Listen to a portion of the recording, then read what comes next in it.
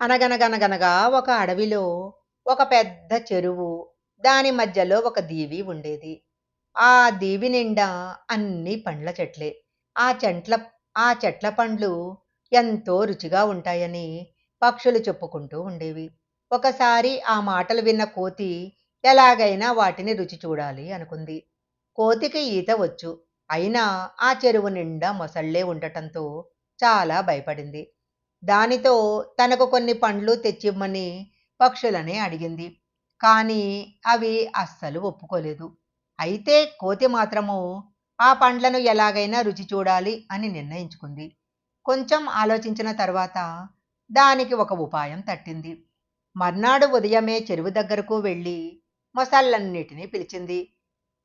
మొసళ్ళారా, నేను మృగరాజు కొలువులో ఉంటాను.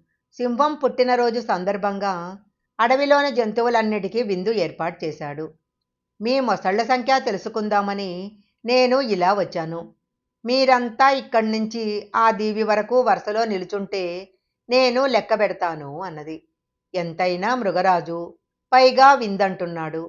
కాబట్టి మొసళ్ళన్నీ కోతి చెప్పినట్లే చేశాయి. అప్పుడు కోతి చాలా ఆనందంగా ఒక్కొక్క మొసలి మీద నడుచుకుంటూ దీవిలోకి వెళ్ళింది. నచ్చిన పండ్లన్నీ కడుపు నిండా తిని ఒక కునుకు తీసింది.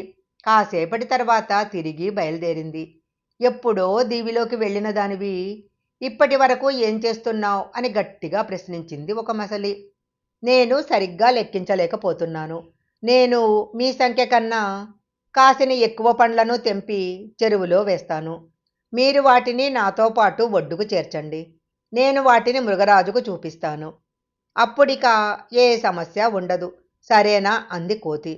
దాని మాటలు నమ్మిన మొసళ్ళు అలాగే చేశాయి. దీనితో చెట్ల మీద కనీసం ఒక్క కాయ కూడా మిగల్లేదు.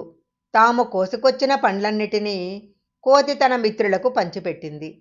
విషయం తెలుసుకున్న పక్షులు ఆ కోతి అడిగినప్పుడే దానికి కొన్ని పండ్లు తెచ్చిస్తే సరిపోయేది. ఇక నుంచి అలాగే చేద్దామని కోతితో ఒక ఒప్పందం చేసుకున్నాయి.